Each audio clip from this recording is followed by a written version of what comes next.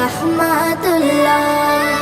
কারো সাথে দেখা হলে আগে সালাম দাও, নেকির শেষ পাল্লাটাকে ভারী করে নাও।